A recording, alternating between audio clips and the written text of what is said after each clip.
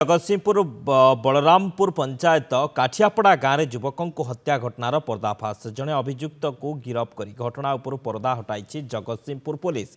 गिरफ अभियुक्त है कुलमुंडिलो गाँवर पपु ओरफ सूर्यकांत स्वाई।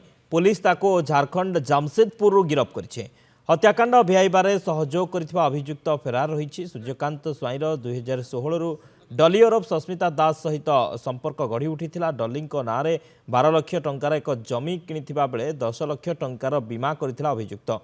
यारी भितरे 2024 रे उभयଙ୍କ भितरे कौनसी घटना को नहीं पाटितुंड होगा फल डली सूर्यकांत स्वाई नाँ में जगतसिंहपुर थाना रे अभियोग करथिला। जगतसिंहपुर पुलिस एक मामला रुजु कर सूर्यकांत को गिरफ कर जेल पठाइथिला। परवर्ती समय सूर्य जामिन ने आसिबा पर डली अन्य एक युवक को प्रेम करुथिबा जानी विरोध करथिला। डली किंतु किछि न सुनी अन्य प्रेमिक सह निर्बंध करथिला। फल जमी एवं 10 लाख टंका डली नहीं जिबा भୟରେ हत्या षडयंत्र रचिथिला सूर्यकांत स्वाई। झारखंड जामशेदपुर जड़े अपराधी को 2 लाख टंकार डली को हत्या करने को सुपारी देइथिला सूर्यकांत।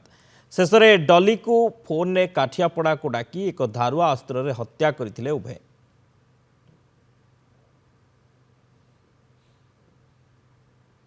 सबको एस्टाब्लिश करूची से माने जेतु बाहा ही नथिले बट तांकर गुटे फिजिकल रिलेशन थिला एवं हस्बैंड वाइफ भलिया हिसाब रे रहउथिले। तो जेते बेले से झियो को जना पड़ला जे ये एक्यूज का जहा संगे तार संपर्क रही से मैरिड अछि। तो तांको भितर विवाद स्टार्ट हो गला। तापरे एबे रिसेंटली झियोरो हमरो एंगेजमेंट सेरेमनी गुटे हेइतला एवं तार तांकर बाहागर फिक्स हेइतला। तो से सेठू 18 तारीख ता संगे गुटे सुपारी किलर को गुटे हायर करला।